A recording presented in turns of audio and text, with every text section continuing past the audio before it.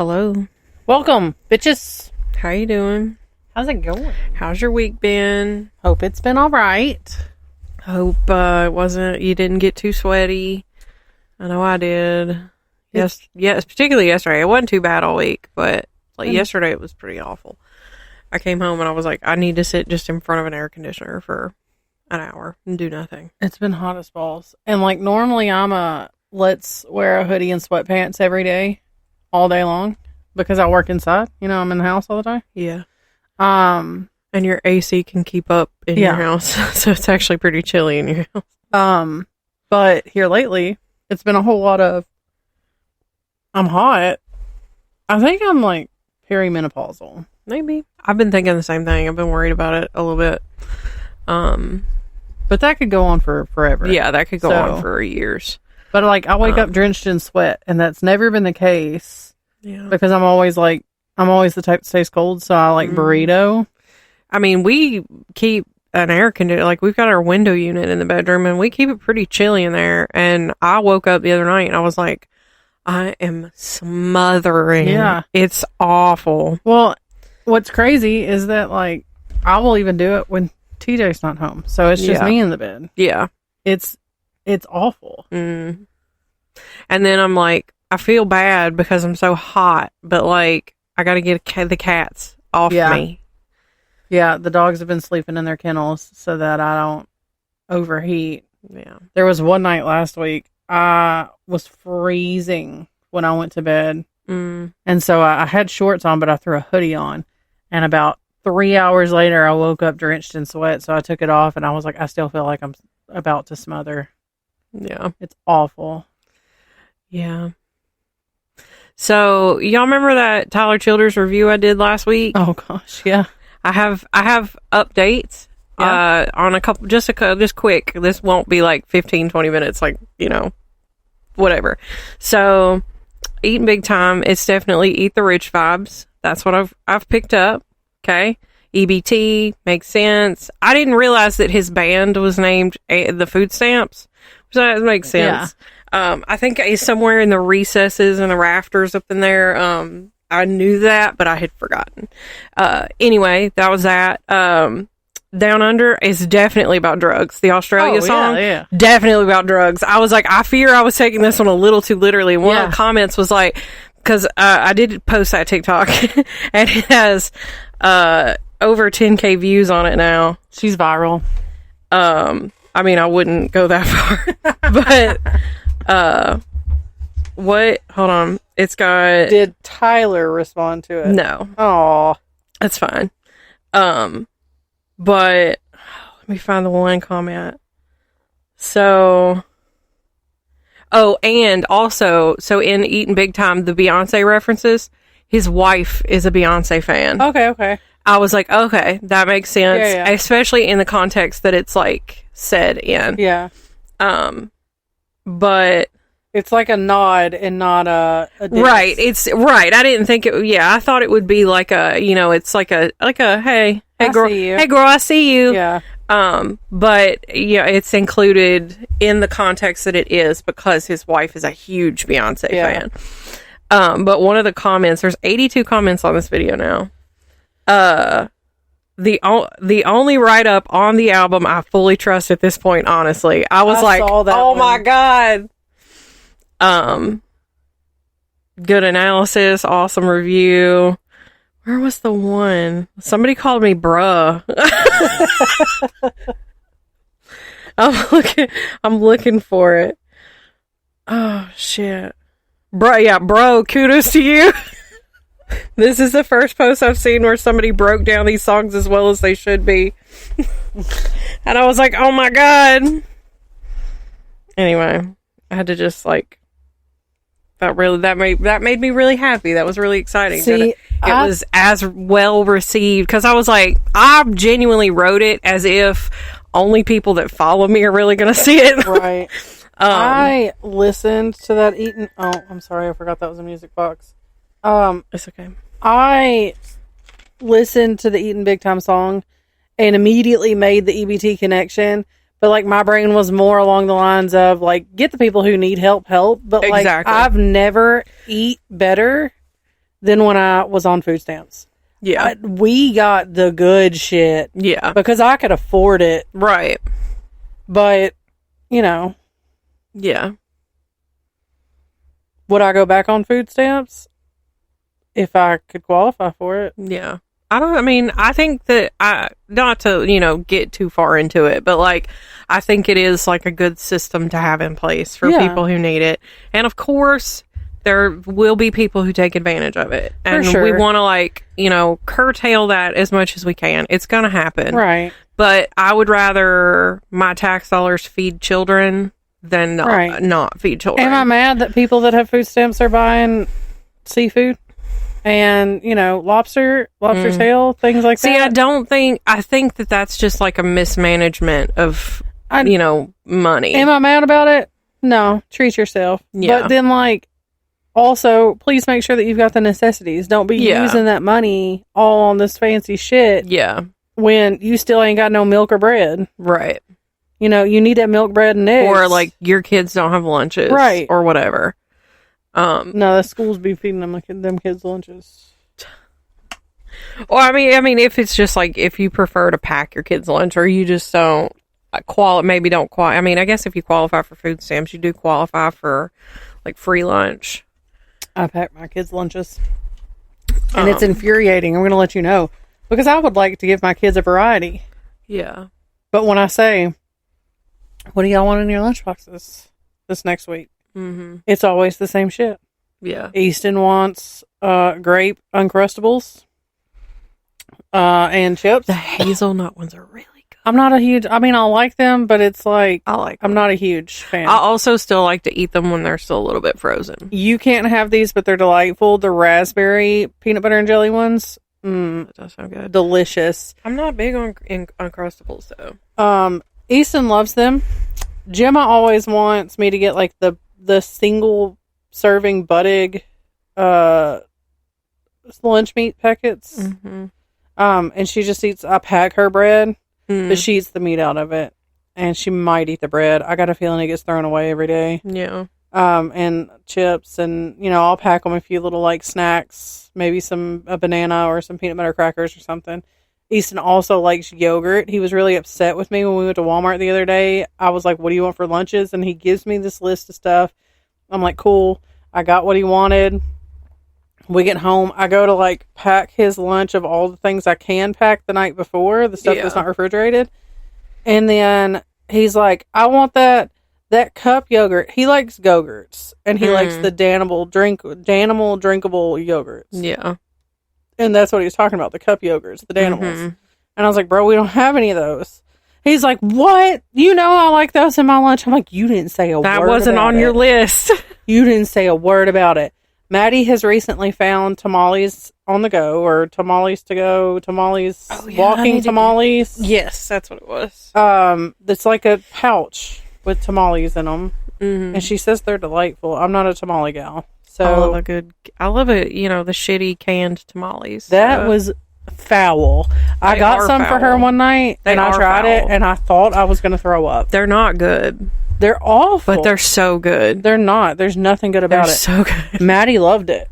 This is something Maddie would probably love the shit out of this.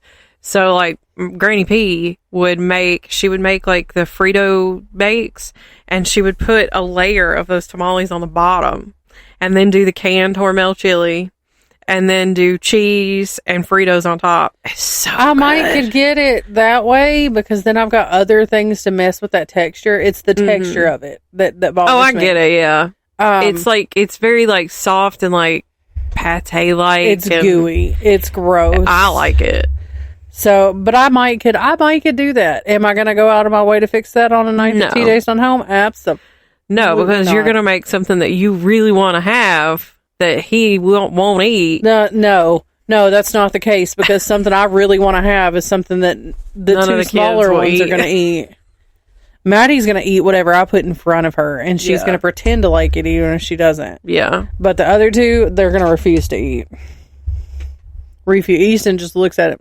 I don't like that. Yeah. Won't even try it.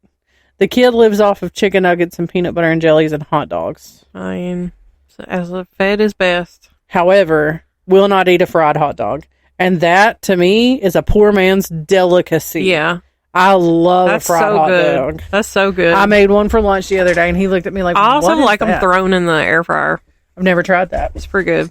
Never tried that. I put it in the frying pan with some butter. Mm-hmm.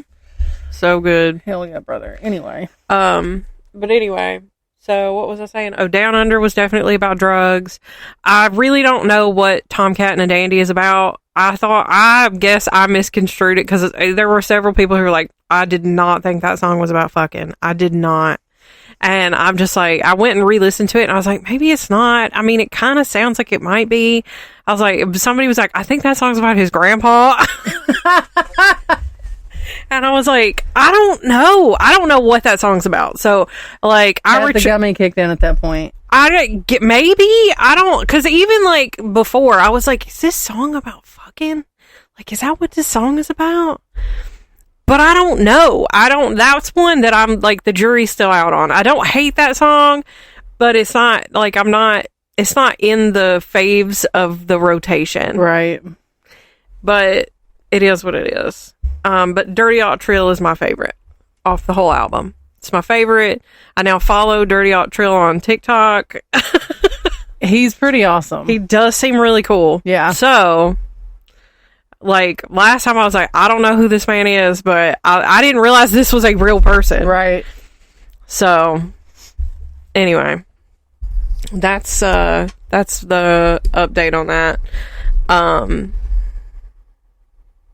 Yeah, it was really cool how that popped off. It's almost at 11, 1.1 or 1100 likes. Nice. So that's really exciting. Nice.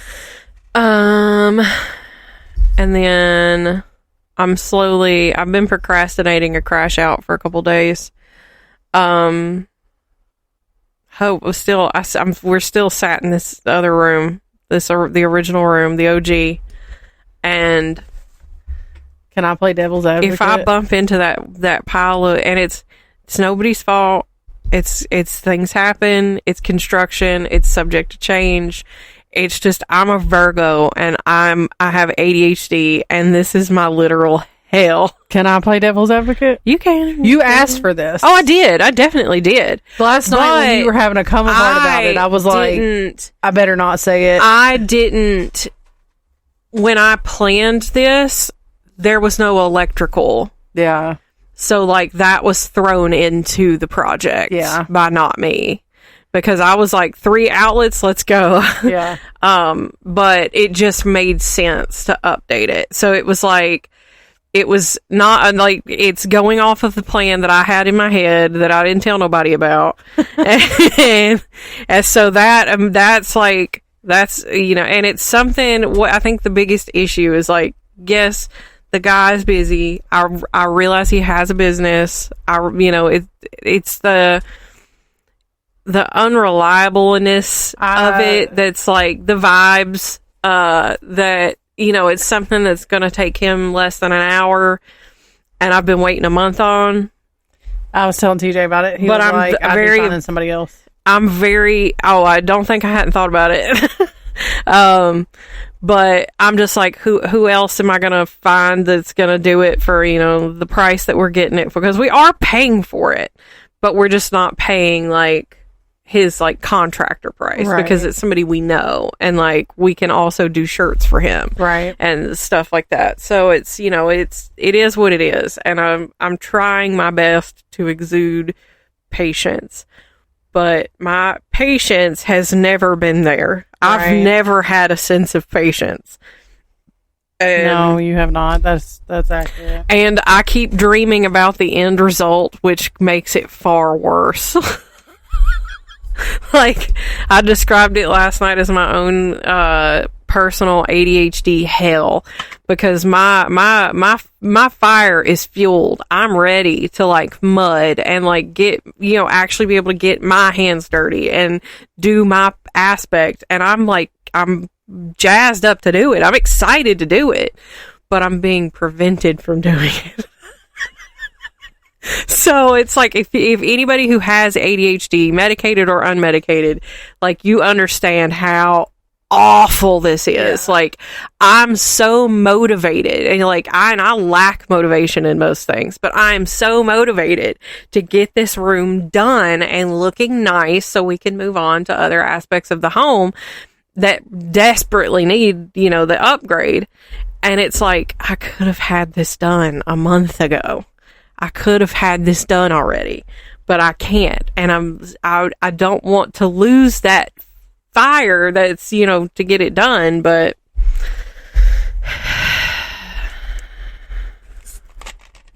thank God for drugs. Anyway. What are we here to talk about? Prescription drugs that are prescribed to her. Yeah, or legal, legal gummies. Anyway. Kids started school this week. Yeah. How's that been? They're pretty excited about it. They've only gone 1.5 days. Well, but it is what it is. They're pretty excited about it. I dyed Gemma's hair purple. It's not really purple. It's got a purple tint to it. It just made it look darker. Yeah. Maddie dyed her hair today. Did she? Send me a picture. It looks really good. It's really cute. She dyed it black.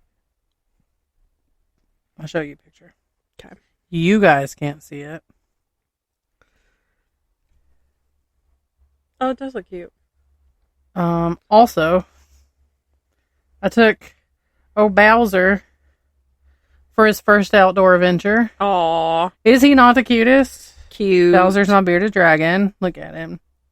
I'm not sure if he liked it. Probably not, but, He did run a little bit from, the driveway to the second tree in the yard, at the front of the yard. Yeah. And then he got there, and he was, breathing really hard. Man, that was a workout.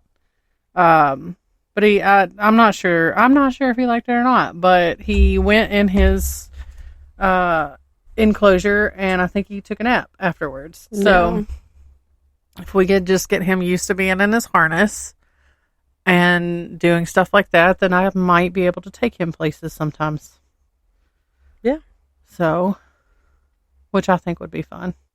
Because, people take dogs everywhere. How often do you see somebody out with a lizard? Not often. Not very often. I've seen it, but it's not often. But Easton thinks his teacher's hot. Which makes it real awkward because she also coaches soccer. Her husband coaches in our age group. Yeah. So we'll see them also on the weekends. So that'll be fun. Gemma has 2 of her little besties in her class. One of them is also her cousin. Nice. And Maddie's only been to school 1 day, but she said she's excited for all of her classes. She got a new art teacher this year, and she says she's pretty cool, but she's kind of a hippie. That's what you want out of your art teacher, what I isn't said. it? I was like, I feel like that should be a requirement for an art teacher. Yeah, it's like a prerequisite.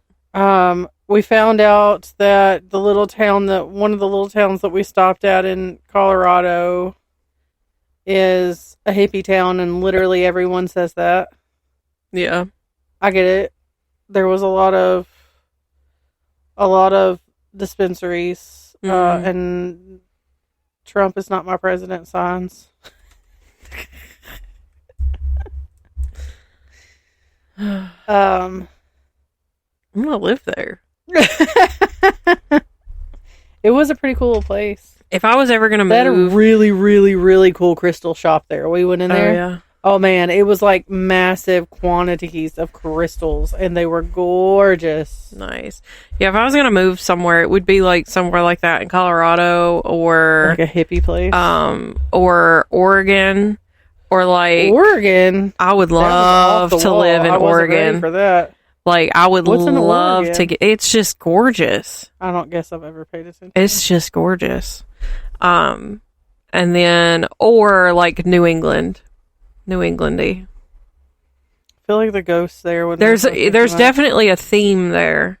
It's up in a way. Yeah.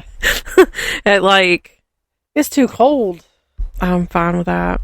I said something on one of the live streams, and I was like, catch me retiring to Canada, and somebody was like, we're going through a heat wave. I was like, a wave I can deal with. It's a whole hug. Heat wave? That's what I wanted to know. I was like, what do you consider a heat wave? What part of Canada? Let's look it up. I don't know. Let's say...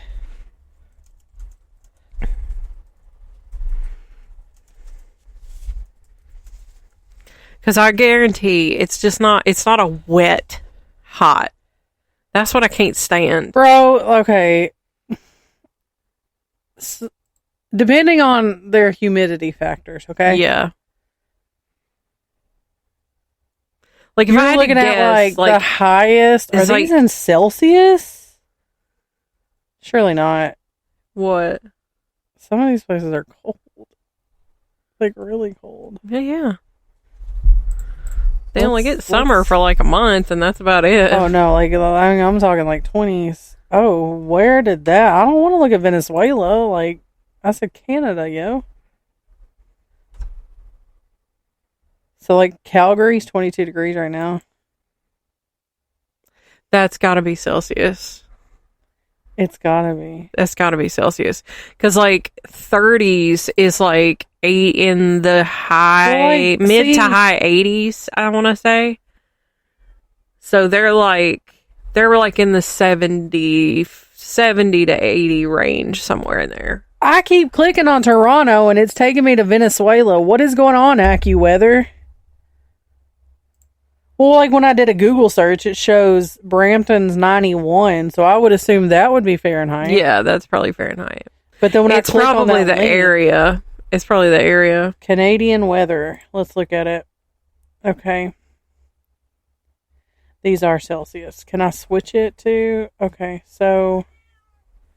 The hottest one I'm seeing is 33 degrees Celsius, which is...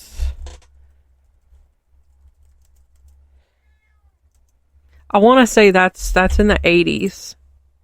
91.4. Okay. So that's not far off of what it is here. But do they have the humidity? That's what I was going to say. Because it's like you go outside and you're instantly just wet. Yeah. You're just instantly moist everywhere. And I just can't. The weather... And sticky. The weather in like Denver, well, when we were in Wyoming, it was like... It was 90, 91, 92, maybe 95 at the top. But that mountain air. But it was pleasant. Yeah. I was warm, but I wasn't like sweating. Right. It was pleasant. And it cracks me up because like maybe if I was like in the direct sun for hours and hours, it would be a thing. But like where we were sitting at the rodeo, we had a roof because there was a second level over us. Yeah. But across the arena was like an open air level, and they had like misting fans going all over those people. Yeah. And I'm like, I said something to TJ about it. He goes, yeah, but they're in the direct sun. Yeah. And the sun was beaming straight down on them because it was like, behind us. When I went to the PGA tournament, like there at the very last hole, there's I forgot you did that. I try to forget, but was it boring? No, I mean, not really. Not super boring. We didn't follow like Tiger Woods or anything. Just because the crowd doing that was inside. Like, I had a panic attack in that like when we crossed that crowd. But the last hole had like bleachers, but they were like up, like you had to climb up, and to watch, you could see the whole hole. And it was hot. Where was hot. It was in Louisville. Okay. No. Yeah. Louisville? No, St. Louis. Sorry. So it's like Missouri. Yeah.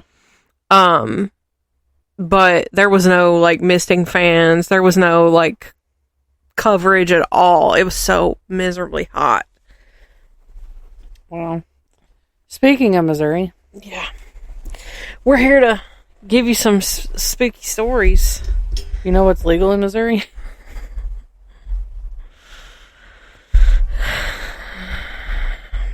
The ganja. You sound like a 15-year-old boy who's like about to have it for the first time. The The ganja. Those people take the weed. The weed. They take it. That's how my father-in-law says it. You take the weed. Still, I pulled that drink out. He's, that's got drugs in it. Yeah, he didn't talk to me anymore after that. He's like, well, I gotta go. Things to do. He likes to look at me and be like, "Did you take the weed today?" And I'm like, "You know that I didn't." No. I got a new type at the store yesterday because they haven't restocked the hybrids that I like. And I almost didn't because it looked like it was a higher milligrammage, situation. And I very intelligently only took half of one because the ones that I got before, I've been taking 2. And I was like, I better not do that because I don't know what this is going to do. So I took a half. I'm still feeling a little bit like I've had the munchies all day. And like, I feel like if I just took like a hour and a half long nap, I would be golden. Like, I feel good. Like, I got a long night ahead of you. I don't feel sick like I did like that last time. I just feel like just a little bit like groggy is all. Like, I feel like there's a little bit of fog in my brain, but it's not like so much that I can't function. Are you taking another one later? Or I'm going to take a quarter of one. I'm not going to take another half because I was like, I feel like that would put me over the edge. But yeah, so, and I might even take like the Delta 8, like just take a whole Delta 8 and be fine. But yeah, I was making a bag of popcorn and I was like, I think I'm still high, but I'm not unable to function, and I didn't throw up. I didn't get nauseous, anything like that. So thank the heavens. Anyway, so Missouri. This first one is quite a bit long, and it's mostly like from a historical aspect, but I just thought it was a really interesting story once I started telling it, so I just kept telling it. But along the banks of the Missouri River in Jefferson City, Missouri, the state of Missouri opened the Missouri State Penitentiary, or MSP, in 1836. How many times can you say Missouri? That's what I was just sitting here thinking. They just said that sentence 4 times. I was like, I should have left the city out, I think. The prison housed inmates for 168 years and was the oldest continually operating prison west of the Mississippi until it was decommissioned in 2004. The prison is still owned by the state of Missouri, and the Jefferson City Convention and Visitors Bureau offers tours at the site that Time magazine dubbed the bloodiest 47 acres in America. In 1831, Governor John Miller suggested that a prison be built in Jefferson City to ensure that it would remain the seat of the state. The bill was passed by the Missouri House of Representatives in 1833 to establish and build the prison, with construction beginning the following year. The first inmate received was Wilson Edison from Greene County. By 1840, early prisoners built houses, and there are several fine homes today that were built by convicts accompanied by armed guards. The first female inmate arrived from St. Louis County in 1842, named Amelia Eddy. In 1868, Housing Unit 4, or A Hall, was built for post-Civil War criminals. The stone was taken from an on-site quarry by prisoners, and it remains one of the oldest existing buildings on the site. There were 6 major shoe factories and several other industries, including the largest saddle tree factory in the world in Jefferson City, which stimulated the economy and used inmate labor. By 1893, the MSP was considered to be the most efficient prison in the country and boasted that they housed and fed inmates for as little as 11 cents per day. And for context, that would be boasting that you could house and feed a prisoner for $3.93 per day. So what are we feeding them if, like... A whole lot of Spam. A whole lot of bologna. Oh my god! I saw a peanut butter. I watch Tasting History on YouTube, and he just did a whole spam episode, the history of spam. It's actually pretty good. I'm not a big spam. I'm not big on spam, but I want to try the little, the little Asian with the rice and the spam and the little seaweed wrap. Oh yeah, I want to try that. Subi. Yeah, something like that. Yeah, that's gotten me interested in, because I haven't had it since. But I would want it like. It's actually not super I would cheap. need like a flavored one of some sort. I don't know, because if that video that like you sent me, teriyaki flavored one or that something. video that you sent me, they didn't like the flavored ones. Yeah, they liked the original one. And if Jason Momoa says it's nasty, I think it's going to be nasty. Yeah. I think as far as I would go is teriyaki. I don't know. And I don't remember what the base flavor is. Glaze it myself with teriyaki. See, I don't remember what the base flavor is enough to think that would be okay. It's like a hammy flavor. I've looked at it the other day when we went grocery shopping, and I was like, I could get some of this and like fried it, because my parents used to do that when I was younger. Mm-hmm. They'd make like fried spam sandwiches, mm-hmm. and I just remember thinking that it was so gross, but I don't remember what it tasted like. Yeah. So, but I thought about it the other day, and then I was like, I could also do crystal meth, but that's a bad idea. Yeah. I don't know. So I didn't buy it, obviously. Right. Well, anyway. So in 1900, my brain had to catch up for a second. Then in 1900, the Jefferson City Star Tribune declared the MSP to be the greatest in the world, with an average of 2,200 inmates living there. Housing Unit 1 was built in 1905 and currently serves as the main entrance into the MSP. By 1909, there was a policy change that was considered radical and was greeted with great enthusiasm by the inmates, and they would no longer be required to wear the black and white striped suits. February 5th, 1911, saw MSP inmates save thousands of documents when the Missouri State Capitol building was destroyed in a fire. Housing Unit 3 was built in 1914, and this was to serve as a housing unit, administrative segregation unit, and the capital punishment unit until 1989. By 1935, the inmate population had swelled to 5,300 inmates, according to the Department of Justice. The Missouri State Penitentiary gas chamber was constructed in 1937 by inmates using the quarry stone. The chamber itself was delivered and placed on a concrete pad, and the building was built around it. And this was the site of 40 executions. The state of Missouri must have really liked all this free labor they had within their walls, because those bitches never stopped building shit. In 1938, a 5-story hospital building was built and had 240 beds and allowed for medical records to be kept on every inmate. 1954 saw a major riot that drew national attention to the prison. Over the course of 2 years, there were many smaller prison riots across the U.S., and many feared that the Missouri system was just ripe for this behavior as well. This was something that the Missouri Highway Patrol took very seriously, and they drafted a plan and trained officers on how to respond to this type of event. This advanced preparation would come in handy to them. On Wednesday evening, September 22nd, around 6:30 p.m., 2 inmates feigned illness in order to attract the attention of 2 guards. Upon entering the hall to investigate, they were quickly overpowered and their keys were stolen. One of the guards was beaten severely. The 2 inmates bolted out of their cell and ran along the cell block, releasing others as they went.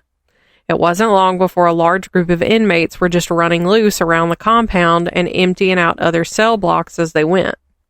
One group of inmates entered the dining hall and smashed windows and chairs as the prison in the prison shops. Anything that was flammable was set on fire. Missouri Highway Patrolman Walter Wilson was sitting eating dinner in his patrol car when he received this message. Proceed to Jefferson County at once. Prison riot in progress. Knowing the riot procedures in place, he immediately headed toward Jefferson City, and at the same time, other patrolmen from all over the state were headed toward the capital city as well. By midnight, more Highway Patrol, Kansas City, and St. Louis police, The National Guard and local police had surrounded the prison.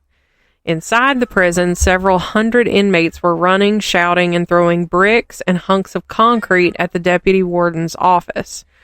There were 4 buildings fully on fire, with more fires being started. It wasn't long before nearly 2,500 inmates were loose inside the prison walls, and in this chaotic activity, there was 1 inmate in solitary confinement who was tortured and murdered by other prisoners. Trooper Wilson and his colleagues continued their vigil throughout the night as law enforcement groups attempted to prevent a mass breakout. He later wrote of the experience. As waves of rioters stormed the deputy warden's office, armed troopers on the roof were finally forced to open fire with machine guns and riot guns to force the desperate prisoners to flee the prison yard. Several convicts were injured in the gunfire.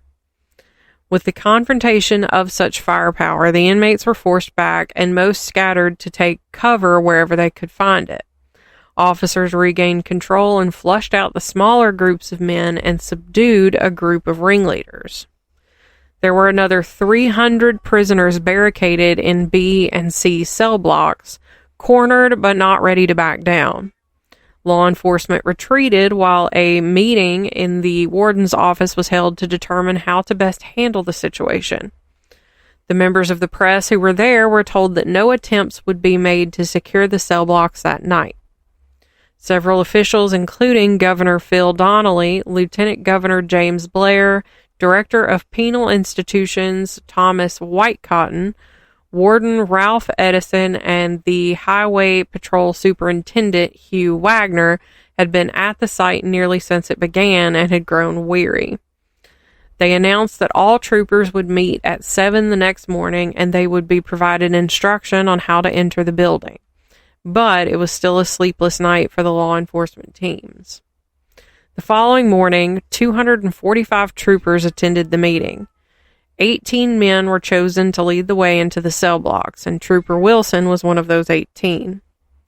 100 St. Louis police officers and the remaining troops stood outside the prison yard as a second wall of defense, and they were able to process the 300 convicts as well, if and when they were taken back into custody. Do you want me to let her in? You can if you want to.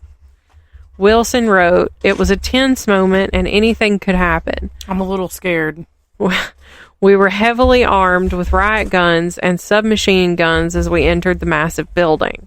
The inmates inside were shouting, cursing, and throwing articles of bedding, furniture, and personal belongings. All the windows had been broken out.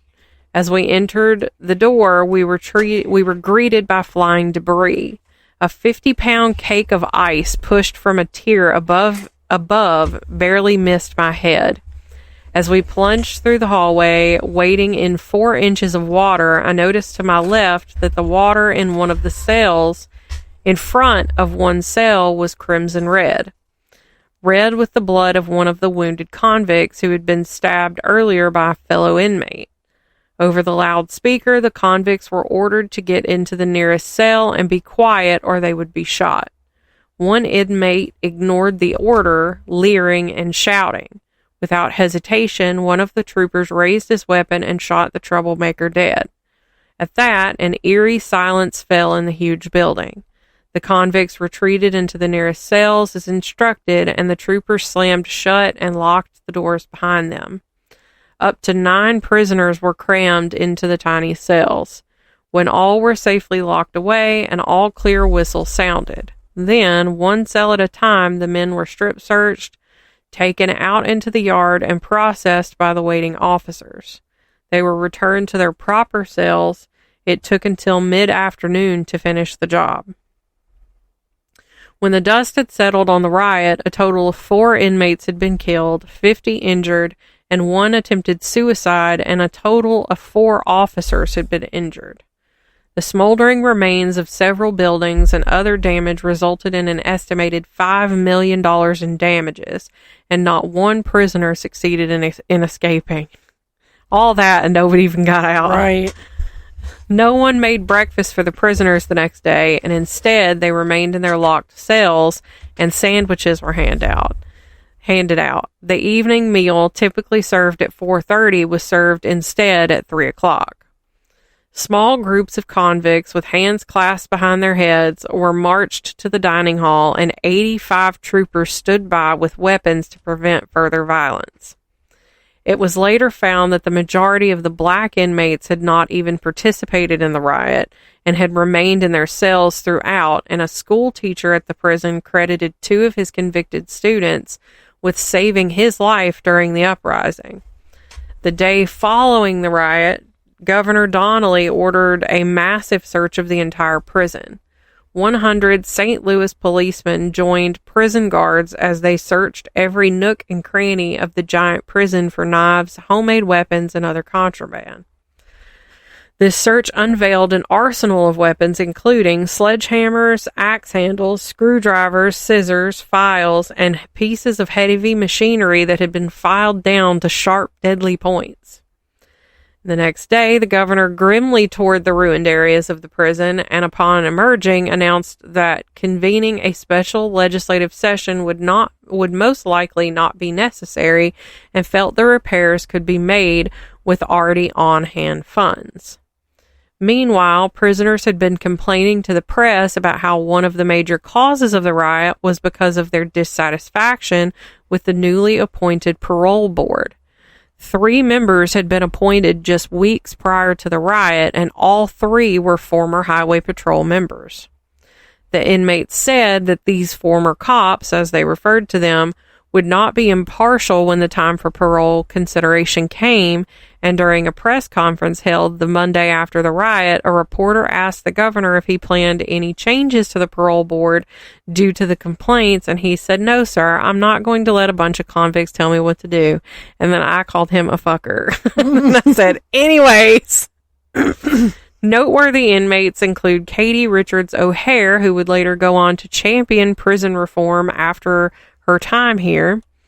Emma Goldman was there for various charges, including inciting a riot to advocate for the use of birth control and the opposition of World War I. Goldman at that time was labeled by the federal government as the ablest and most dangerous anarchist in the country. Oh, yeah. Love her. Love her for that. James Earl Ray, the man who assassinated Martin Luther King Jr., was in residence here. Gangster Charles Arthur Pretty Boy Floyd arrived to MSP in 1925 and was there until 1929. Harry Snodgrass made a name for himself while he was in the prison in the 1920s and became known as the King of the Ivories. Another man who came to the penitentiary with little to no prospects in life was Charles Sonny Liston, who would go on, he would find his niche here, and he learned how to box and did so very well. A publisher from a St. Louis newspaper saw him box and contacted the Board of Probation and Parole and got him released in 1952 with the promise that he would personally see that Sonny was employed and training. And Sonny was entered into the Golden Gloves amateur boxing tournament and won, and then he went on to win the National Heavyweight Championship in Chicago in 1953. Additionally, Blanche Barrow of the Bonnie and Clyde gang was captured in 1933 and sentenced to 10 years here for assault with intent to kill, but she was a model prisoner and was released in 1939. After being in operation for 168 years, the Missouri State Penitentiary was closed in 2004, and the remaining inmates were moved to the new Jefferson City Correctional Center. Following its closure, many of the 50 or so buildings on site were razed to make room for a federal courthouse and other state buildings, and it is one of only 3 maximum security prisons that can be toured today and is nearly 100 years older than Alcatraz. Long before the prison closed, though, prisoners and guards would report seeing apparitions. See, I'm finally getting to it. A Hall, which is the prison's oldest building, is said to be one of the major hot spots. Reports of being touched by ghostly hands, an overwhelming scent of body odor, an apparition being seen on the catwalk, and movements in the shadows are all reported here. There have also been some disembodied voices recorded, and some equipment malfunctions have occurred. And additionally, some have even said that they have felt someone breathing down their neck. Ugh. Cell 48 housed the resident Snitch at one time, and he was the one that was bludgeoned to death with a sledgehammer during the riot in 1954. In this spot, there have been reports of a strange heaviness, and a shadowy human figure has been spotted on camera. Fast Jack is said to be seen near the control room and in some of the other housing units. He is typically spotted wearing a lab coat and carrying a clipboard, and it is suspected that he was a trustee who worked in one of the medical facilities. One night, a guide passed through the control room to secure the outer doors and returned a few minutes later to find all of the lockers had been opened. This type of activity has been attributed to Fast Jack, and others have reported seeing him moving through walls or appearing for just a quick moment before vanishing again. In the female wing, there has been a female figure seen in what has been described as vintage clothing. Others have said to spot a man in an older prison uniform leaning against the fence, and there have also been reports of spirits of children and even a dog at one point. Throughout the old buildings, there have been reports of cell doors slamming, disembodied voices, loud banging, shadowy figures, the scent of cigarette smoke, objects being moved, and quickly moving entities. There is also the feeling of dread, a sense of sorrow, and the feeling of being watched reported. And they do offer paranormal investigation tours through their website, and they're actually pretty reasonable, for an overnight stay. Well, I know that Missouri's only 3 or 4 hours from here. Yeah, it's not that far. Jefferson City, Missouri is where that is. Yeah.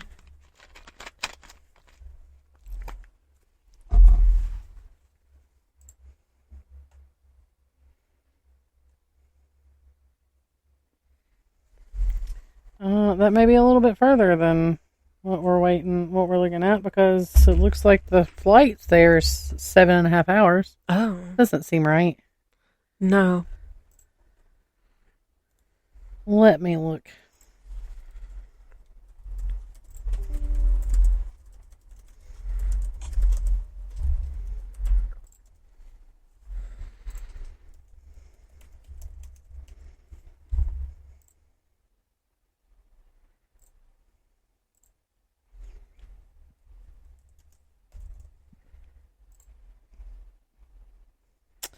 It is, no, that's not right. It's a 3 hour and 45 minute flight.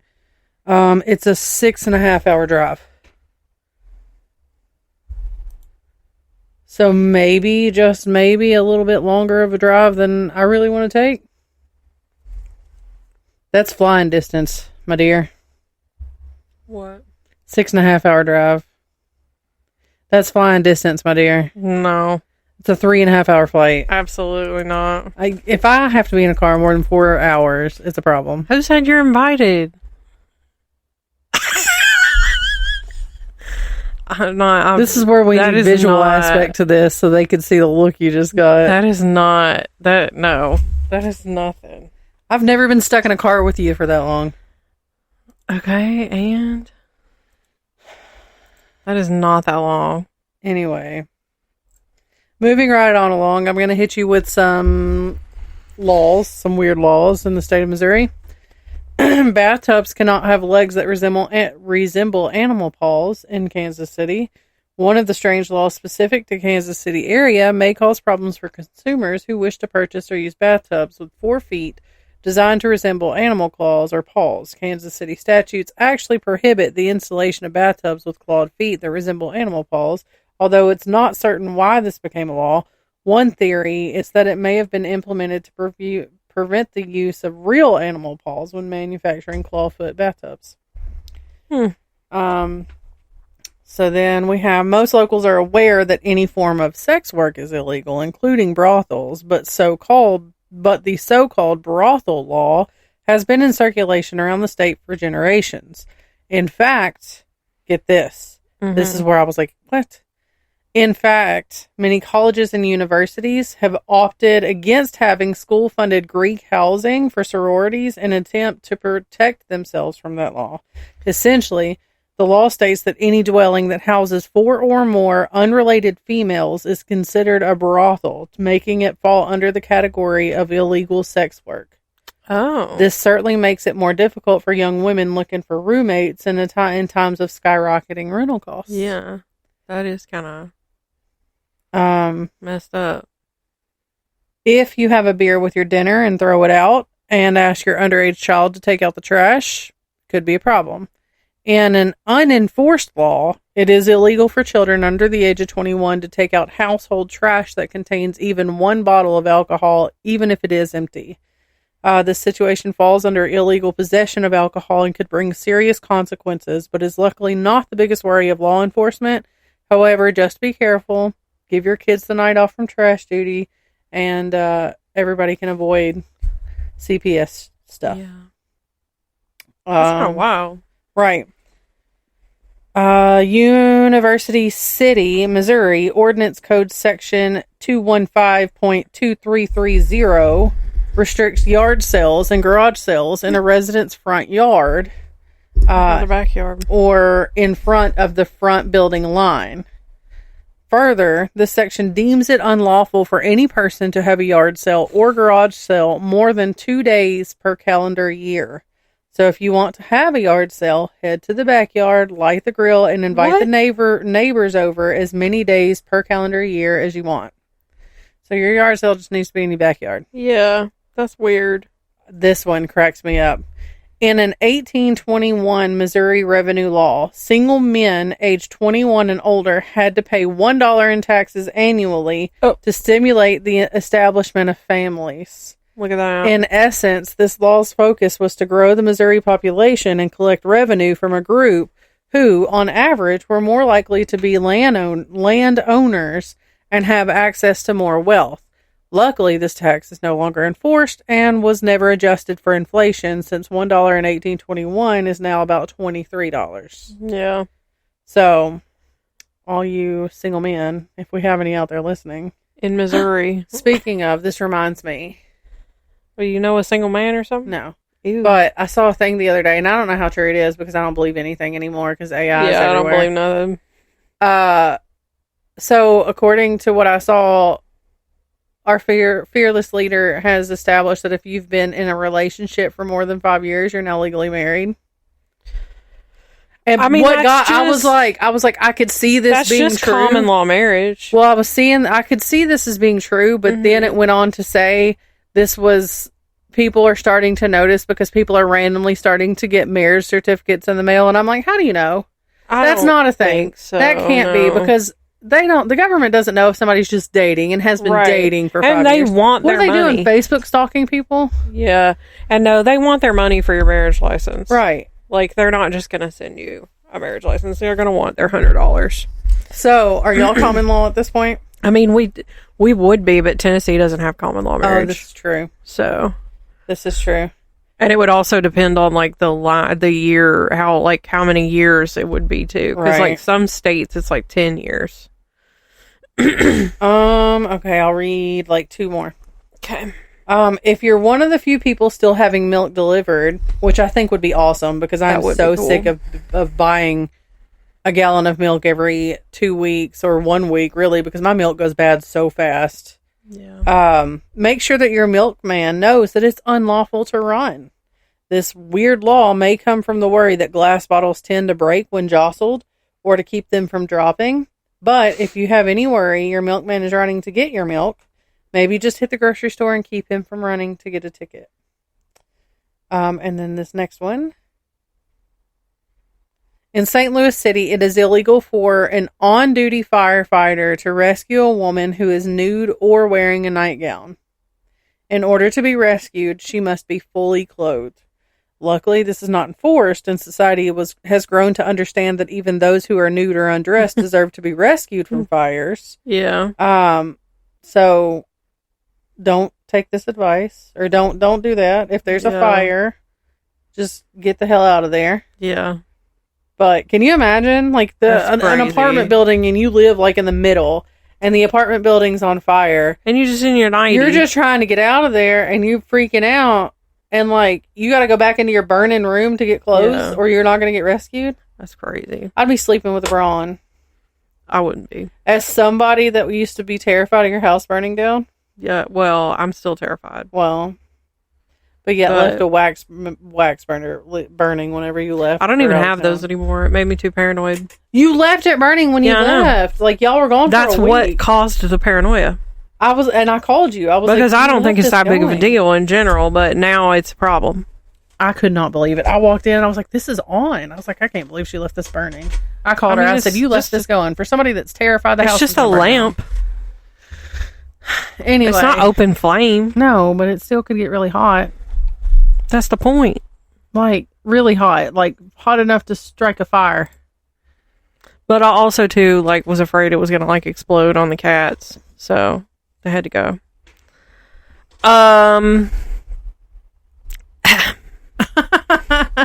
Historical information indicated that the name of the town of Knob Noster was taken from the hills, which are a landmark of the community.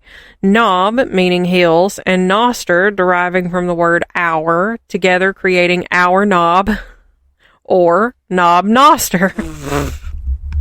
Knob Noster's history begins in 1850, when a post office was established in the original Old Town settlement, which was located 1 mile north of the present-day town. W.A. Wortham settled in Knob Noster in 1854, and by 1860, the Missouri Pacific Railroad made its way through the area. In 1860, the town had 450 residents, 30 professions and businesses, and a Masonic lodge and seminary. The owner of the land needed to bring the railway through Knob Noster. The owner of the land that was needed to bring the railway through the city refused to give up any portion of his land that would make this possible, and so Sam Workman took 40 acres of his property and laid out the town and offered up some of his property for the railroad. He then laid out a town 1 mile south of the original settlement. In 1867, he saw the frame buildings that had been constructed on Main Street decimated in a fire. There was a company just outside of town, and from them, the town acquired brick to rebuild the buildings. The buildings had substantially changed since 1850, but the friendly and hospitable atmosphere remained strong. Knob Noster was originally primarily a farming community, but over time has become a location that allows for strong industrial and commercial business to take place. Whiteman Air Force Base is located here, as well as Knob Noster State Park. Since I took so damn long to tell the first story, I'll be more brief this time and get around to right into the lore. In 2017, the following story was written by Airman Taylor Pfeiffer in the 509th Bomb Wing. Was written on the Defense Visual Information Distribution Service Hub website. Gather round, dear friends, as I tell you a tale filled with suspicion, murder, and mad mobs. I'll warn you, dear reader, ultimately it's up to you to decide what might be the truth and what might be an old Missouri myth. There are some who say it all happened on a stormy night in the small town of Knob Noster, Missouri, with an eerie fog blanketing the town and cold rain chilling even the hardiest to their bones. Today, the citizens of Knob Noster say when a storm barrels through the small town, a bright yellow lantern can still be seen glowing in the dark moving up a hill. My dear reader, that lantern is where our story stems from. Many, many years ago, on top of a hill overlooking the town, lived what can only be described as a crotchety old hermit. With only his slave at his beck and call, he guarded his privacy like he guarded his dilapidated house.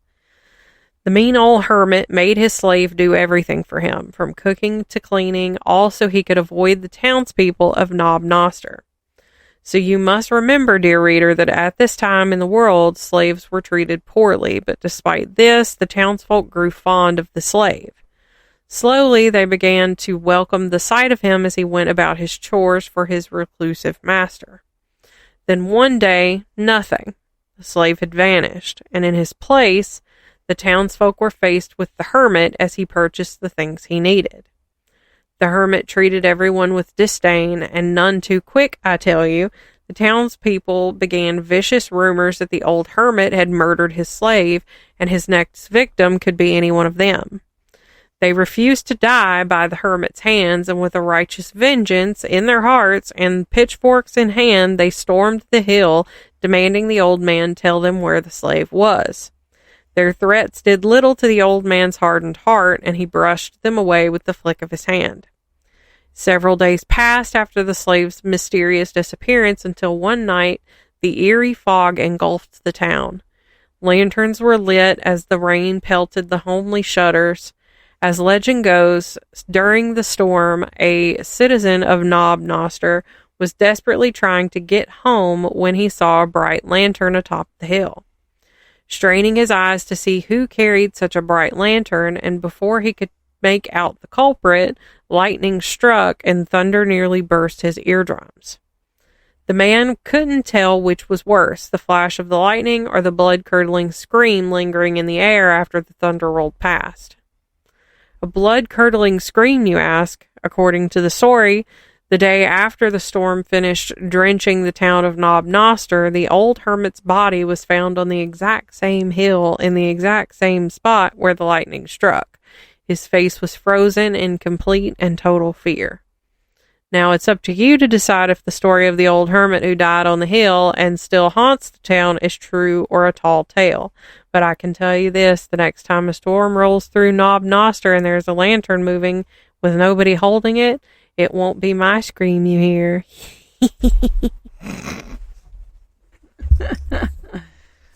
All right. So if you're a poultry owner in Perryville, you must already know that there's a limit to the number. Good Lord, that was loud. Sorry. There's a limit to the number of chickens and roosters that you can have on your property.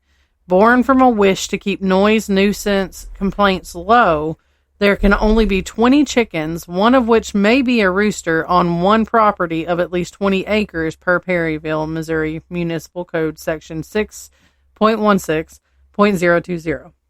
In Perryville, if a rooster's call wakes you up and you don't have one, your neighbor is in for a rude awakening. This is one of those, like, how did we get here type laws. Mm-hmm.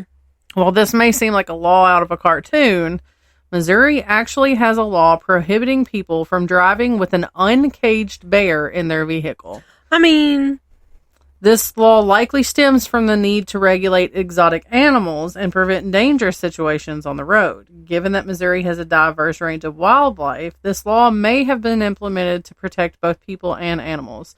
However, I just saw a video today where this dude, saw what he thought was an abandoned puppy laying, on the side of the road or something. Yeah. Barely alive. And so he, brought it home and nursed it back to health. And when it got bigger, he realized it wasn't, in fact, a dog. It was a bear. Oh.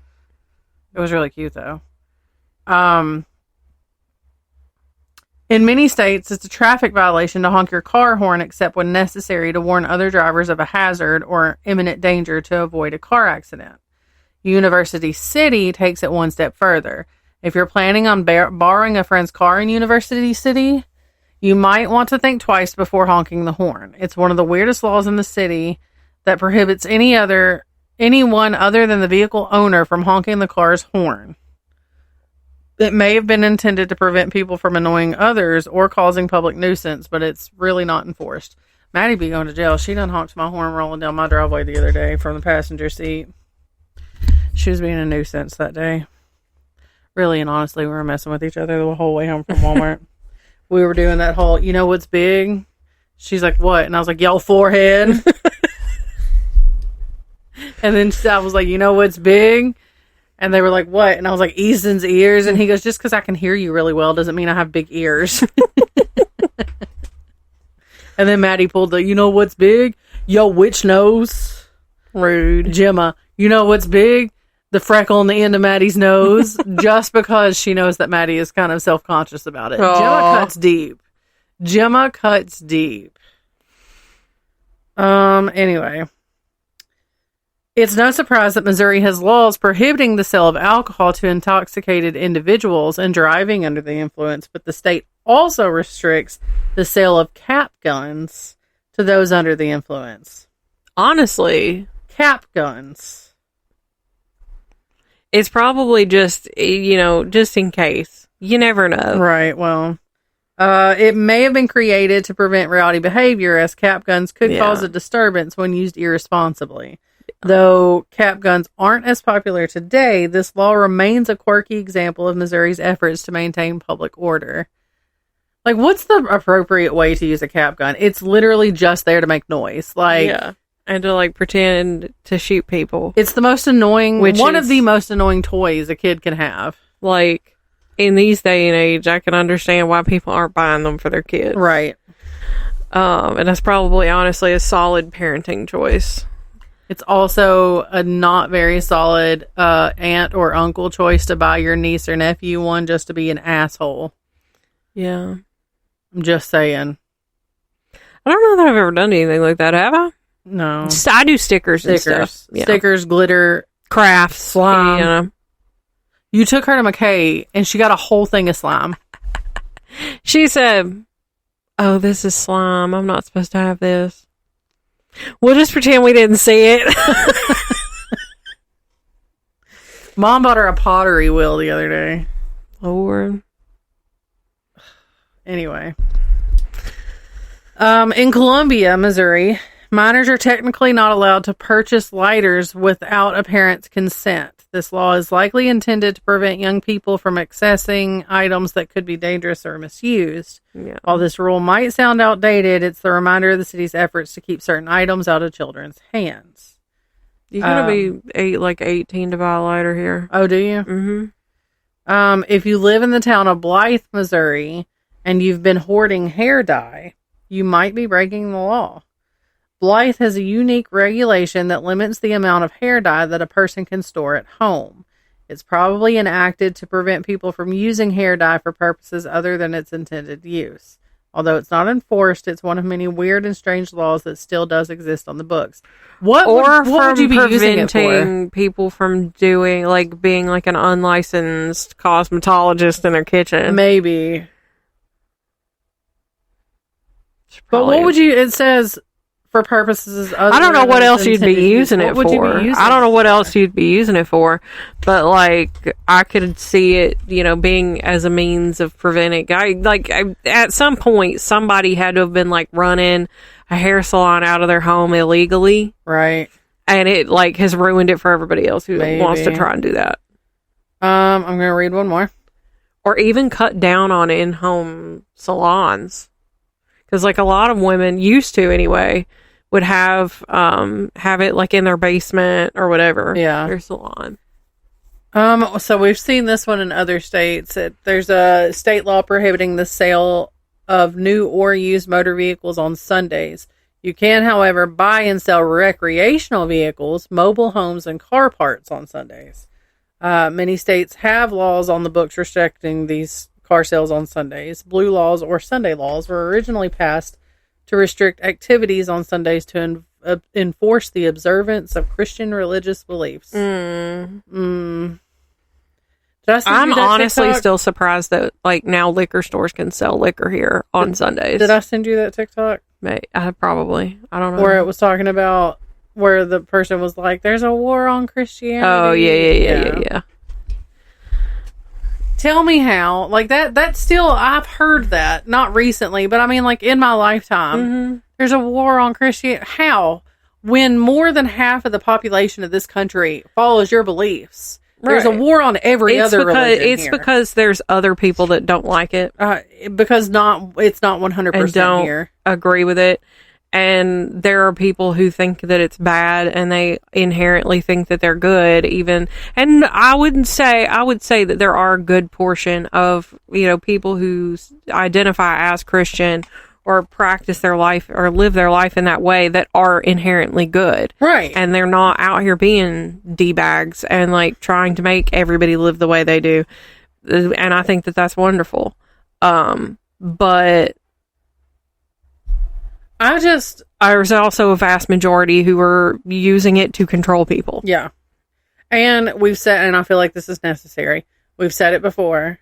If that's what you subscribe to, cool. Yeah. We're cool with it. I'm fine with that. You do you. If it makes you happy, it makes us happy. Like, I think for me, the whole point is, you believe what you want to believe. Don't try to force me into believing what you believe. Don't be a douche nozzle about it. Yeah, like, just be nice. Like, it's like we said, just be a nice human. Just be a kind human. Oh, we put these on YouTube, so I can't use the C word anymore. I almost said. I had to think about it. But, like, I mean, it's just, you believe what you want. And I think that, like, if in the true spirit of Jesus and what he stood for, he would want you to be a kind person. True. I mean, that's my interpretation. And I think that a lot of people are doing unkind things in his name. And I think that's messed up. Yep. I would not want that to be my legacy. Yep. If I were Jesus. So, I don't know. Y'all start acting right. Right. You got anything else? Nope, go for it. Okay. Ravenswood Mansion. Nathaniel Leonard was the original quote-unquote owner of the property. I said that because of the way that it was worded on this. Because it's like, you took that from somebody. Like, you stole that. But anyway, he was the original owner of the property that would eventually become the home of the Ravenswood Mansion, with a notable cattle raiser, he was a notable cattle raiser in Missouri. Words are hard. He was born in Vermont in 1799 and moved to Chicago, where he was involved in the fur trade, before he relocated to Missouri. With the help of his brother Abel, Nathaniel bought 80 acres of land in Cooper County, Missouri in 1825 and started to build a farm. He married and became involved in the raising and trading of mules. By 1839, he began to purchase cattle and built a herd. His son, Charles Edward, was responsible for the economic improvements of the cattle farm. After Nathaniel's home burned down in 1850, he built another on the site of the present Ravenswood home. Charles went to the University of Missouri and graduated in 1860, and then served in the state militia during the Civil War, where he achieved the rank of captain. It is worth noting that Nathaniel Leonard was reflected in the slave census of 1850 as being a slaveholder, and his farm, not the mansion, but the farm itself, Ravenswood, demonstrates the use of slave labor in building up the large homestead prior to the Civil War. There is a cemetery in a wooded area near the original home's location, and there are a number of slaves interred here with stone markers that have dates on them, which is incredibly rare. Most slave cemeteries are grown up and all they had was like a stone to mark it, nothing written on it, just, hey, there's someone here. In 1872, Captain Charles Leonard married Nadine Nelson, who was the daughter of a wealthy Missouri banker, and in 1880, Charles built the Ravenswood brick home, which replaced the home his father built. Ravenswood was built in a style called Victorian Eclectic, which describes buildings built in the style that developed during the rule of Queen Victoria in Britain, but don't cleanly fit into any specific style of that time. So they're like Victorian homes, but they're different. Like, I don't know specifically what would differentiate them, but anyway, Charles was financially supported with shorthorn cattle and was also the president of the Central National Bank in Booneville. He and his wife had one son named Nathaniel Nelson, who they just called Nelson, and he too would become successful and add to the Ravenswood home. Nelson and his wife Roselia had 3 children, and their son, Charles Willard Leonard, born in 1912, was a prominent businessman in Booneville. He and his wife, Mary Ellen, had one son whom they named Charles Edward Leonard, and he was born in 1936. I'm getting a phone call. Oh, I was like, what is that noise? He died in 2015 and was survived by his wife, Sarah, and their 4 sons and 1 daughter. He was the 5th generation of Leonards to live in the mansion. With such a history, it shouldn't be too surprising that there are things here that go bump in the night. Mansions, particularly those that sat on farms built on slave labor, carry more stories. Captain Charles's wife, Nadine, who died at the age of 90 in one of the bedrooms, after her body was removed to be prepared for the funeral service, a servant was unable to enter the room to collect her clothing because the door was locked. There wasn't anyone in the room, and the servant had to go obtain tools to be able to get the door open. But when she returned with the tools, it was unlocked. Visitors have reported hearing a mechanical music box sound. However, the music box that is in the home has not worked for a long time. Some have reported seeing lantern lights bobbing around the lawn at night, just as they would have at the large summer parties Charles and Nadine loved to host. There have also been reports of objects being thrown and the sounds of laughter and music coming from the grounds. There was a time when Ravenswood was open to the public for tours. However, it is currently a private residence and does not welcome guests. And it is believed that the Leonard family does still own it. The property was listed on the National Register of Historic Places in 1975. Nice. Okay. In Excelsior Springs, hard objects may not be thrown by hand. Worrying squirrels is not tolerated. In St. Louis, eating ice cream from a backpack is illegal. So make sure to know that before the interstate movers in St. Louis help you relocate. This strange law, though unusual, probably started to stop messes and keep public spaces clean. Imagine the chaos of melted ice cream dripping everywhere. This rule might seem unnecessary, but it highlights how small actions can impact the community. If you're planning a picnic, it's better to carry your treat openly in a cooler to avoid any issues. Following this law is simple, and it ensures the city stays neat while you enjoy your day out without any sticky surprises. Honking your horn near a sandwich shop after dark is illegal, which is a rule likely intended to keep the peace for late-night diners. While it may seem quirky, knowing these unique laws can help you avoid surprises as you adjust to life in Missouri. So next time you're out for an evening drive, please remember to keep your horn silent and enjoy the calm of your new community. I'm not even gonna lie to tell you. I as someone who is quite jarred by a horn honk, I appreciate that. Right. Because I don't like to honk my horn at people. I'll just I get road yell rage. at them. I get road rage, but I'm not. That's embarrassing. I'm not doing that. I literally did it yesterday in the parking lot at the high school. I get so embarrassed. I'll just yell and probably give somebody the finger. I literally looked at somebody and called them a fucking asshole out Walmart the other day because I was like walking across to go in, and pedestrians have the right of way, right? Yeah. Particularly in the white striped lines, right? No, somebody in a SUV Mercedes just like kept going, and I was like, "You're a fucking asshole." It's illegal to take photos or videos of someone without their consent. This law exists to protect privacy, making sure individuals feel secure in public spaces.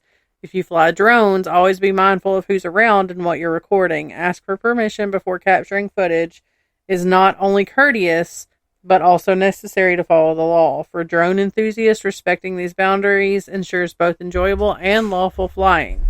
Keeping privacy in mind helps maintain trust and comfort for everyone in shared spaces. So that being said, businesses with security cameras, I guess they just have to have it posted. Yeah, they probably have to have some sort of notice saying that they have have cameras. You'll like this law. In Colombia, there's a law banning cat hunting on Sundays. Only Sundays. This odd rule exists to protect the local feline population, giving them a day of peace each week. While the idea may seem strange today, the law shows how seriously animal welfare has taken even in the past, or was taken even in the past. Mm-hmm. If you love cats, this quirky regulation might bring a smile. It's a small but meaningful step to ensure animals aren't disturbed.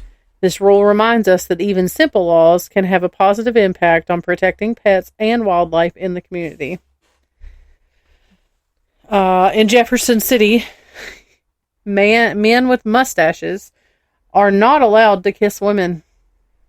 This old law likely comes from past societal norms, reflecting attitudes about appearance and behavior. While it's not enforced today, the rule still exists and provides a humorous glimpse into Missouri's legal history. It shows how certain laws, even when outdated, remain part of the state's quirky past. If you have a mustache, don't worry. This law is more a fun fact than a real concern. Still, it's an interesting one. It's pretty weird. In St. Louis, ice skating on city streets is prohibited. Skating outside might sound fun. This law exists to keep roads safe and reduce accidents. Busy roads aren't the best place for winter sports, especially when cars are involved. Skaters are encouraged to enjoy the activity in designated rinks where the environment is safer. This regulation reminds us that public safety often shapes laws, even when they seem a bit odd. In Marshfield, public cursing is illegal. I'd be screwed.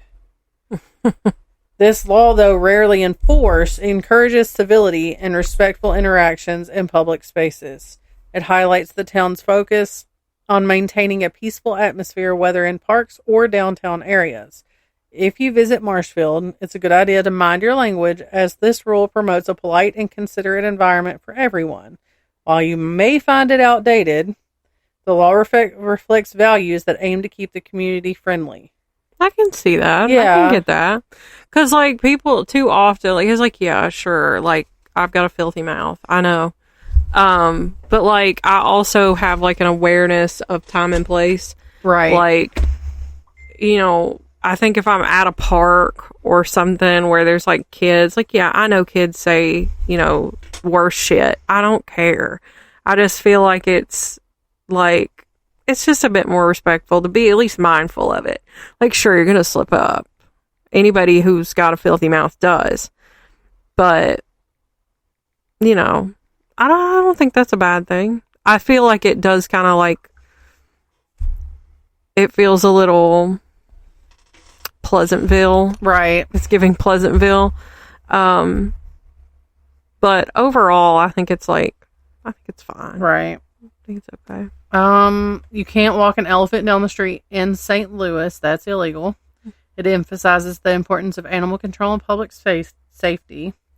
Though you're not going to see that often, or see an elephant strolling by often, period. The rule ensures that if large animals are present, they're handled carefully. Yeah. So if you ever find yourself with an elephant in Missouri, make sure you've got the proper permit. Yeah. Did you know you have to have a permit to, like, move a giraffe? Have you ever thought about that? No. So one of our customers has, like, a zoo. He's got, like, not a zoo, but he's got, like, a farm, and he has big animals. Like, he's got, like, kangaroos, and I think he's got camels, and, like, he'll, like, people basically, like, rent them he does, like, a, you know, like a petting zoo situation. I'm probably very poorly explaining it, but somebody asked him if he could obtain a giraffe, and he was like, let me ask, I got a guy. So he calls, and the guy was like, I'll do it, but just so you know, if he's like, y'all have got to pay for whatever permit he needs, but if we encounter, like, a power line that we can't cross, you're out your deposit. Yeah. He's like, I'll go home, and you're out your deposit. Like, it's not up to him to find alternative routes. It's up to you to plan that route and make sure that, like, he can make it through. Yeah. So. That makes sense. Yeah. That makes sense. In St. Charles, synchronized swimming in public pools requires a permit. It may seem excessive. It may seem excessive, but it likely arises from safety concerns or the need to regulate public pool use. Organized swimming routines can crowd the pool, potentially posing risks for other swimmers. So if you plan to practice your synchronized moves, it's a good idea to check with the local authorities beforehand. This rule may seem strange, but it ensures that everyone can safely enjoy that pool. And then the three last ones I have are quick fire. Springfield prohibits selling or sitting on city sidewalks. Single men can't own rabbits in Marshall without a permit. And in Marceline, using mules to transport wheat on highways is banned. Oh, that's probably a good thing. If I could guess. I just told Josh that I would let him know when we were on the last one. Okay. Because I figured we'd go get food after that one. Yeah. All right. You got one more story? And then I have two. Two more? Yeah. Okay. I planned. These are quite short, okay. So that's fine. I think they're quite short. I'm excited for this story. I didn't read ahead, but just the name of it sounded cool. All right. So on U.S. Route 66, depending on the year, used to run along a few different places in the U.S. And from 1926 to 1932, it ran straight through what is now Wildwood, Missouri. Wildwood is a small town with a population of about 35,000 and is located about a half an hour's drive west from St. Louis. Route 66 is full of tales of ghosts, monsters, and mysterious disappearances, and this area is no exception. Wildwood wasn't incorporated until 1995, but there were people in the area and in other smaller towns in the area. And there is historical evidence, obviously, that shows that indigenous people had been part of Missouri for approximately 10,000 years at the very least. Nearby the Merrimack River on the outskirts of Wildwood, Missouri, sits a small path that is tucked away among hills and oak trees. It was built originally in the 1860s and well over 100 years ago, 100 years before Wildwood was even established. A near and dear friend of ours that we like to call Legend Has It says that Zombie Road runs for 3.6 miles and right over a Native American burial ground. This dear friend of ours doesn't know what tribe, but it is a Native American tribe. According to our friend Legend Has It. Hikers in the area have reported feelings of being unsettled and as though they are being constantly watched. Some have reported strange noises along the road and cold spots. There have been hikers who have said that an old woman will yell at them as they pass by, and then she vanishes when they go to investigate. What are they investigating? Is she yelling at them to get off her lawn, or is she asking for help? Why are we investigating? I don't know. Legend also says that if anyone happens to find themselves out there at night, that they are bound to be chased and are most likely murdered by the spectral Native Americans, undead Confederate rebels, a pack of ghost children, and even the tortured souls of railroad and quarry workers killed in accidents. A pack of ghost children? Yeah. I'm out. It's not just spirits that are said to be lurking here, though, but also shadowy figures, non-human entities, and even a giant serial killer zombie. I'm out. Allegedly, back in the 1950s, Zombie Road was a local hotspot for teens to go make out and get mono, probably. Around that same time, there was a crazed man from a nearby mental hospital that, stop me if you've heard this one before, escaped and disappeared somewhere along Zombie Road. His bloody clothes were left on the side of the road, and he was said to have set up residence in a worn-down shack and would sometimes sneak out to go murder said making-out teens. He lived out his days holed up in the shack, engaging in murder whenever he felt like, only to die an old man and then continue to haunt the area as a giant serial killer zombie. Yes. This is where the name comes from, obviously. There is another version of this story that says Zombie actually worked in an orphanage that was run by sadists and that there was a cemetery nearby specifically for the murdered children. And that's where the pack of children comes in. Only the vaguest of details from our close friend Legend has it. Damn it, Legend. Wildwood does have an official stance on Zombie Road, and that is that it never actually existed. The area known as Zombie Road is off limits after dark and was originally called Lawler Ford Road. And when it was created in the 1800s, it was meant as an access road for the Merrimack River. It was paved in 2010 and serves as Rock Hollow Trail and is a bike path. The good old Legend has it, says that it is difficult to locate, but if you put Rock Hollow Trail into Google, it'll take you right to it, which must be some sort of black magic I've never heard of. The only reason Zombie Road is considered dangerous after dark is because it's being stalked by cops looking for trespassers, and they will give you a ticket for a fine of up to $1,000 for one incident if you're found out and about out there when you shouldn't be.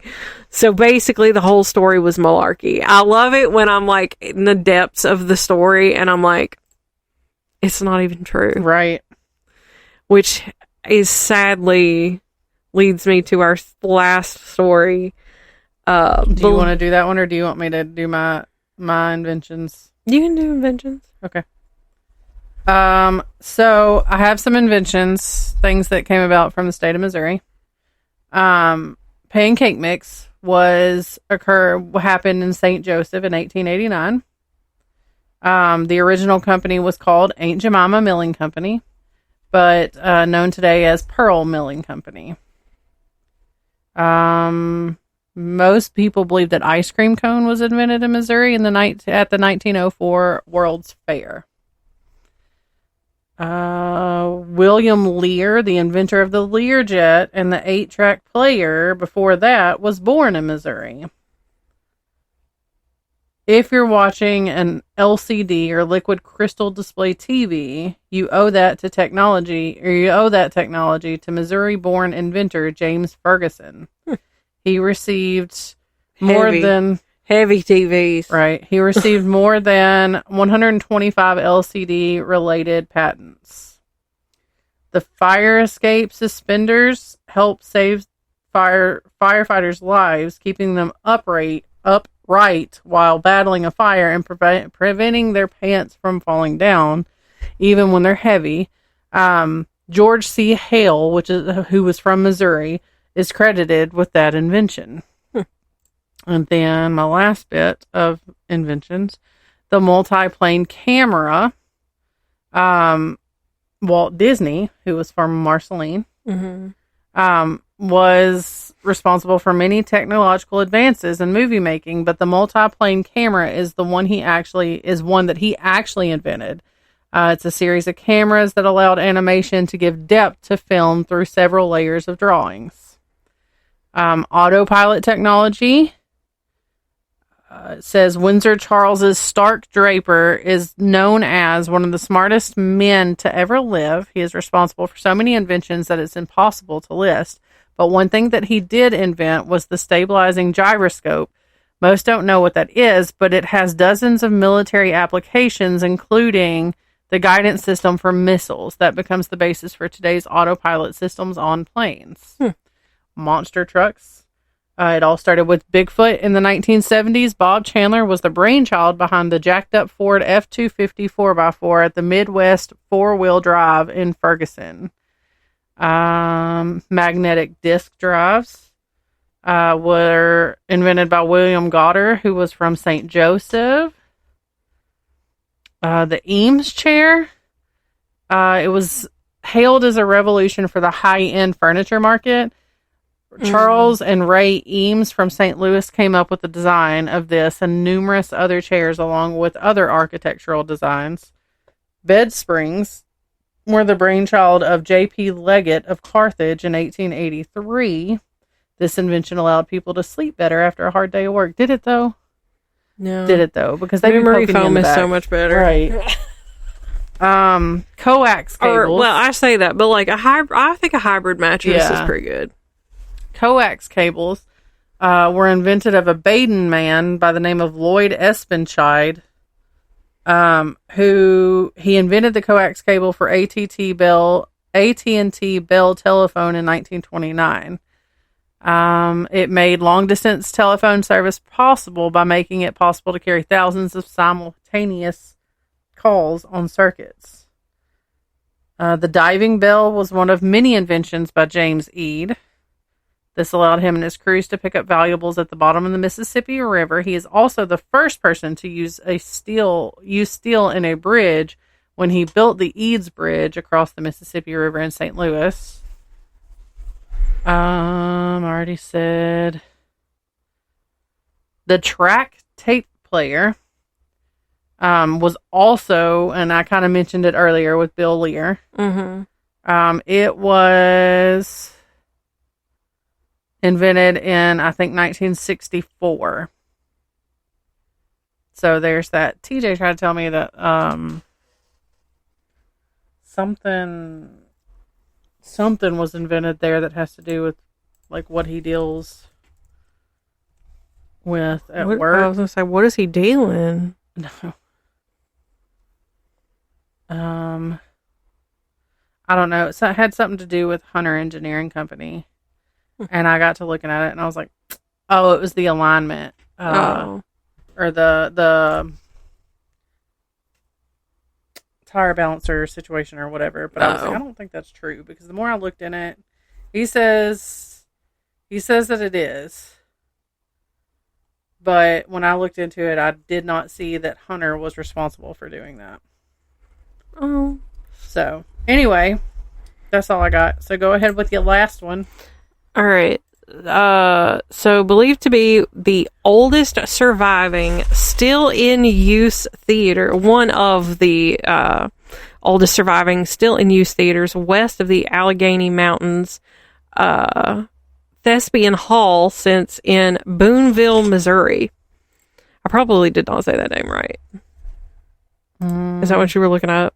No. Oh, okay. Boonville? No, Allegheny. No, I think that's right, because that's the Allegheny Insane Asylum. Yeah. In 1838, 6 leading citizens founded an all-male theater troupe called the Thespian Society. Originally, the society used an old log building, a store, and the courthouse for its activities until 1854, when they were able to purchase the lot at Main and Vine Streets for $500. And I put in a little note, 2025 could never. That would be $19,134.82 today, and there is absolutely no way that property would be valued at that today. Just for like a piece of property, it would be more than that. Yeah. Somebody would be asking $150,000 for that lot. Yeah. With nothing on it. In 1855, it was incorporated as the Boonville Library Reading Room and Thespian Association. To raise the funds needed to erect a building, they collaborated with the city government, the Masons, and the Oddfellows, and together they built this monument to the liberality.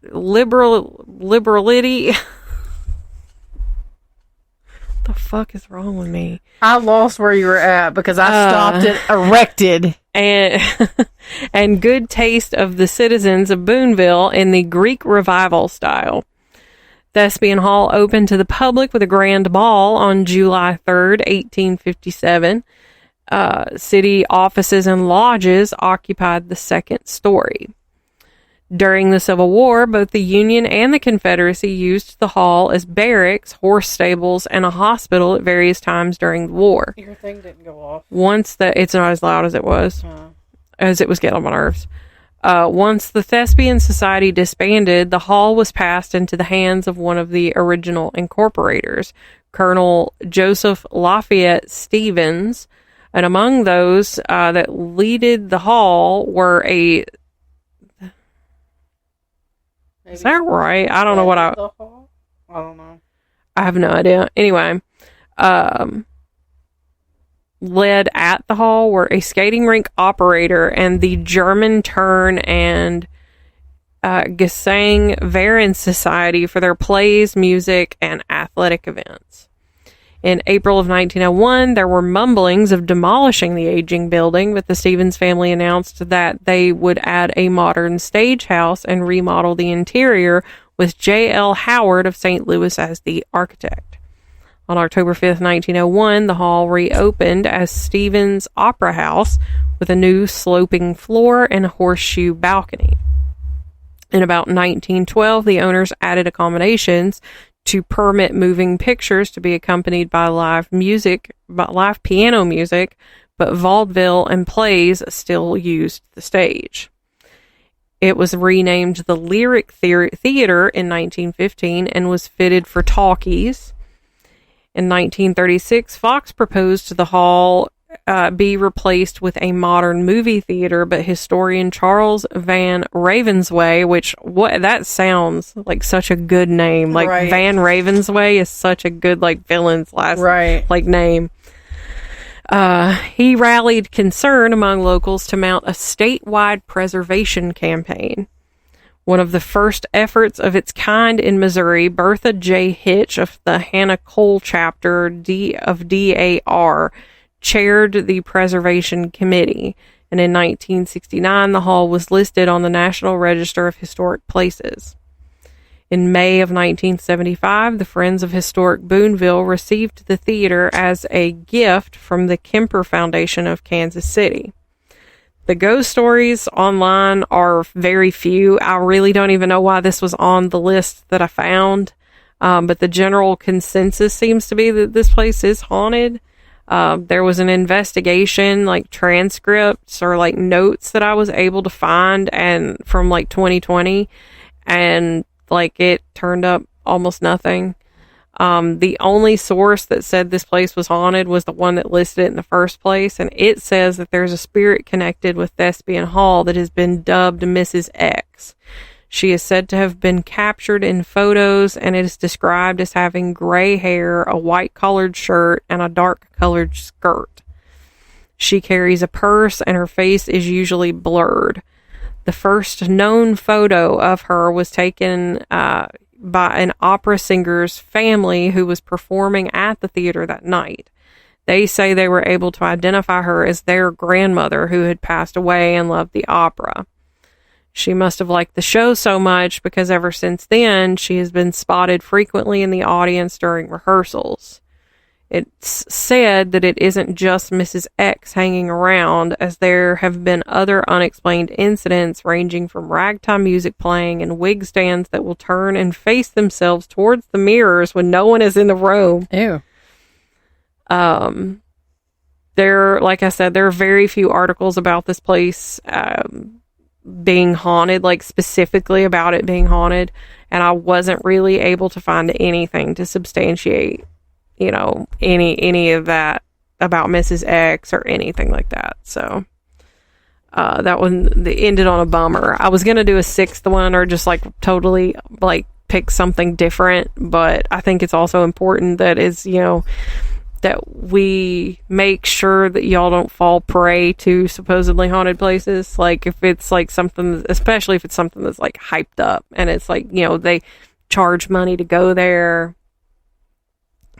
This is a place where you just don't want to believe the hype, I suppose. Yeah. So, my nonprofit for this month is the Nashville Food Project. Their mission is to bring people together to grow, cook, and share nourishing food with the goal of cultivating community and alleviating hunger in the city of Nashville. The Nashville Food Project was born from the idea that all people should have access to the food they want and need. We know that 1 in 7 people in Nashville lacks access to enough food to sustain a healthy lifestyle.